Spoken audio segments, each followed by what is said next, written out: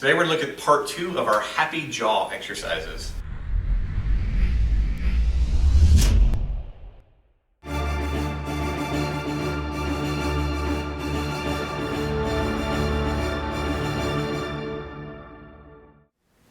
Last week we took a look at some basic jaw mobility exercises. They were very simple, just lateral glides, anterior posterior glides. And we talked a lot about the reason that we start with precision motor control exercises for the jaw is this area can be really sensitive. It's got lots of nerves in here, so it can create a lot of pain, a lot of weird clicking, popping sounds if you have problems. So we also said if you have big issues, make sure that you clear the exercises that we're going to give you with your healthcare provider. The same thing holds true for today, because we're going to actually challenge the jaw a little bit more just with some isometric exercises. Now, as I said in the previous video, if you have jaw issues, these may be beneficial for you, but you need to test them. We also said if you don't have jaw issues, but you are into strength training, athletics, we are finding out more and more about the tongue and jaw and its influence on movement. So I consider jaw either prehabilitation or training or rehabilitation, all of it's important. So again, we're going to continue on that theme because the jaw is related to so much of what we do. It influences the cranial nerves, it influences the throat, swallowing, talking, eating, and then from there it kind of cascades down, particularly into the upper extremity. We also see some research looking at jaw issues, showing up causing back problems. There's a lot of stuff that can develop from here. So we want to make sure that it's healthy, that it's moving well, and that it's strong. So now that we have some mobility restored from last week, we're going to talk about how do I maintain that by increasing some strength. The exercises I'm going to show you, again, are very simple. We're going to focus on great motor control, meaning great precision of movement. So you may need to do these exercises in the mirror to begin with. And they're not going to require your jaw to move into big strange positions for now. We're going to keep the jaw actually in a nice, fairly neutral position, and we're just going to be doing isometric exercises where we're giving pressure to the jaw while maintaining it in a good position. So basics are very simple. We're going to start off again finding our jaw.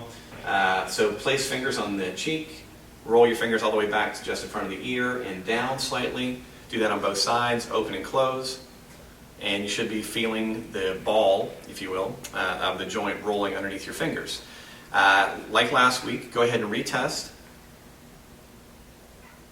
and see if the joint is moving at the same speed, if one's starting before the other. So you're just looking for symmetries and asymmetries.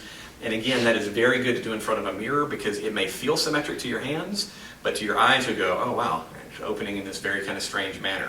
So we want to try to, over the course of time, develop a nice symmetric opening and closing of the jaw. So again, assuming that you've already worked through the mobility exercises, let's talk about strengthening. First thing that we're going to do is we're going to, again, touch or palpate one side of the jaw. Now, we're going to start off with lateral isometrics. So in order to do that, I'm going to take and put pressure against the opposite side of the lower jaw. And I'm simply going to press in with my hand. My teeth are almost together. I'm going to press across with my hand and just hold my jaw in this position. Again, I'm paying attention to what's occurring in this joint. And then I'll switch and do the same thing. You want to see if there's any kind of significant strength difference side to side, if one side's harder to hold than the other. And again, I'm maintaining my jaw in a neutral position. Now that I've done that, I'm going to challenge it into opening and closing. So now I'll put my hands or thumbs underneath my chin, and I will try to open into resistance. And then from there, I usually will grab here, or if you're comfortable, you can actually grab your teeth, or here, and you're going to have your start with your teeth about a ½ inch open, and then try to close the lower jaw, just again against resistance of your hand. Now all that sounds really simple, but now we're going to add two complications to it. We're going to add in tongue position. So what we're going to go to next is we're going to go back to the lateral exercise. So again, I'm touching here and I'm touching here. So I'm on the top of the jaw where the joint is, and I'm on my lower jaw close to my chin. Now in this particular position, if I push across with my fingers, I'm actually pushing from my left to my right. So my jaw has to go to my left. So I'm going to actually take my tongue and I'm going to emulate with my tongue what my jaw is doing. So my tongue will go into my cheek as I add in the finger pressure. So now both my tongue and jaw are pushing in the same direction. We're going to hold that for 6 seconds and then we're going to relax. and then we'll repeat it in the opposite direction. So I switch, tongue goes into this cheek, I add the resistance of the jaw, so now I have tongue and jaw pushing in the same direction. So we're going to emulate that in all 4 movements. So next, if I am opening against resistance, so I'm going to try and lower my jaw against the resistance of my hand. I'm actually going to put my tongue in the bottom of my mouth as I do that.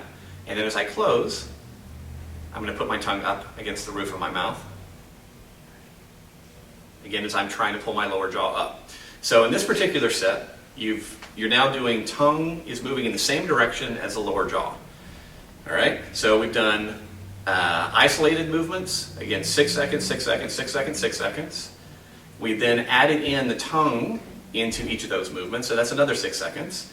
For our third set then, the tongue is going to go in the opposite direction.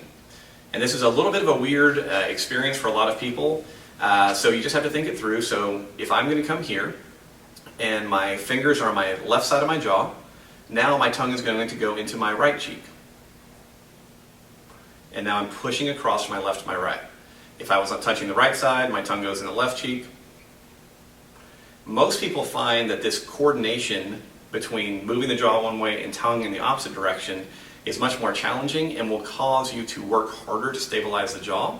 So I'm going to recommend that you press with a little less intensity with the hands as you start into that third round. So the idea is literally 6 seconds per exercise, 3 different sets, 1 with the tongue to neutral, 1 with the tongue moving in the same direction as the lower jaw, and 1 with the tongue moving in the opposite direction. Now once you're done with all that, you can come back and retest your jaw opening and closing, and a lot of times what you'll find is that it's more symmetric, much more comfortable, and much more relaxed. So combining these 2 blogs, I want you to focus on your mobility drills until you have nice, comfortable ability to move the jaw in a nice full range of motion without any kind of discomfort, and then as you achieve that, starting adding in some of these strength drills will be incredibly important for maintaining stability going forward. So that's it. If you have any questions about this, please let me know. Otherwise, good luck building a happier jaw.